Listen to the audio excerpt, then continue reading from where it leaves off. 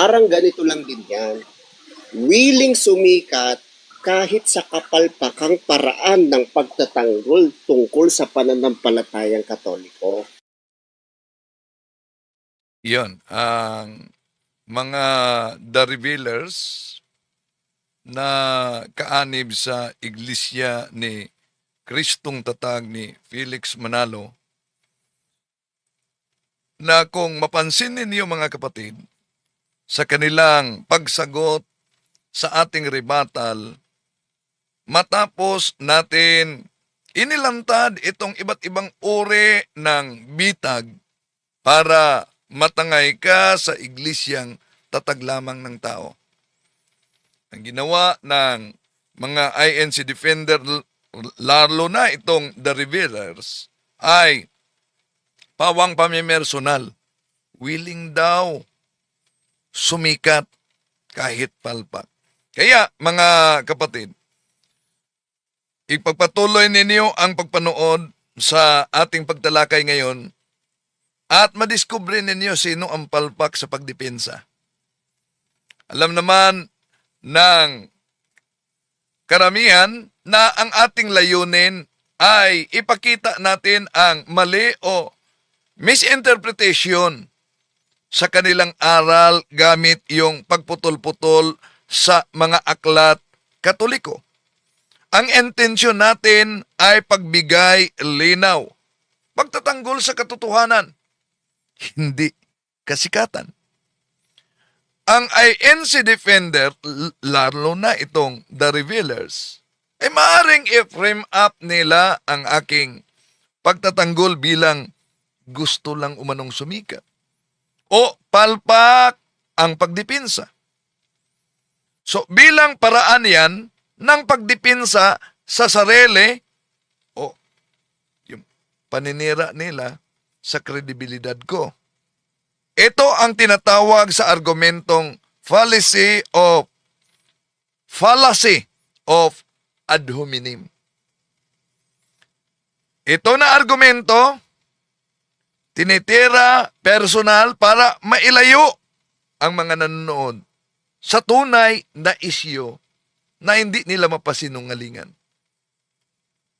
Hindi talaga nila kaya ang mga argumento, kaya inaatake personal para ilihis ang mga nagsubaybay.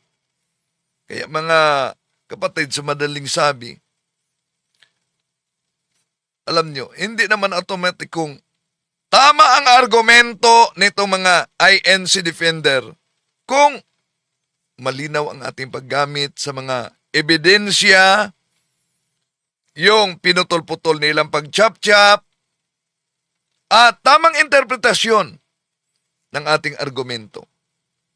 Ang pagtatangka nilang i-frame up bilang sa gusto lang daw umanong sumikat ay isang taktika para hadlangan ang ating punto.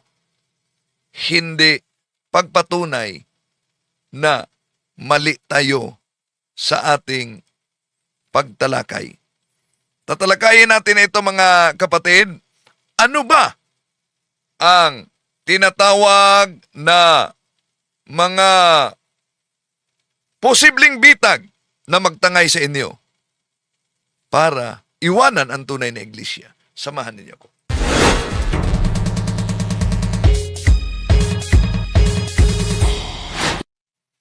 Kumusta? Welcome. Ito yung lingkod, Brad Wendell Talimong, muli kasama ninyo. At di natin layunin talaga na saktan ang ating mga kapatid. Ang banal nating layunin, mga kapatid, sa ating pagtalakay dito ay ang ipakita ang mali o misinterpretasyon sa matagal na nilang modus. Ang ating intensyon ay ang pagbigay ng linaw o pagtatanggol sa katotohanan. Hindi layunin ang kasikatan. Pero inanyayahan namin kayo mga kapatid, kung maaari, isubscribe ninyo Ka Vurnok, Fact Busters PH, pangalawang channel natin, Pananampalataya at Katuwiran. Nasa link ito. At hello kay Cycle Minded sa Bacoor, Cavite. Kung mag-comment kayo, maaari ilagay ninyo ang inyong address kung saan kayo nakabase para alam natin at malaman natin kung saan nakaabot ang video ito. Ulitin natin, huwag kalimutang pindutin ang like sa ating live at huwag ding kalimutang mag-subscribe at pindutin ang bell button, mag-comment at i-share ninyo sa mga kapwa Katoliko, kahit na sa hindi Katoliko, para yung mga kasalukuyan nga nagsaliksik sa katotohanan sa pamamagitan ng ating pagtalakay ngayon, magiging gabay ito sa kanila sa pagyakap sa tunay na iglesia. Ating Panginoong Jesucristo mismo ang nagsabi, Sanctifica ius in veritate, Juan 17:17, Sanctifica ius in veritate, sermo toos veritas est.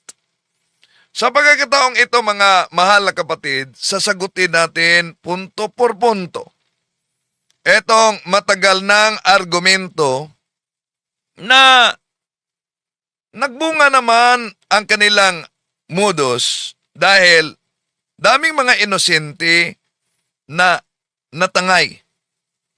At nang sinagot natin ang kanilang ad hominem, Parang ganito lang din yan. Willing sumikat kahit sa kapalpakang paraan ng pagtatanggol tungkol sa pananampalatayang Katoliko. willing sumikat lang daw. At kahit sa paraang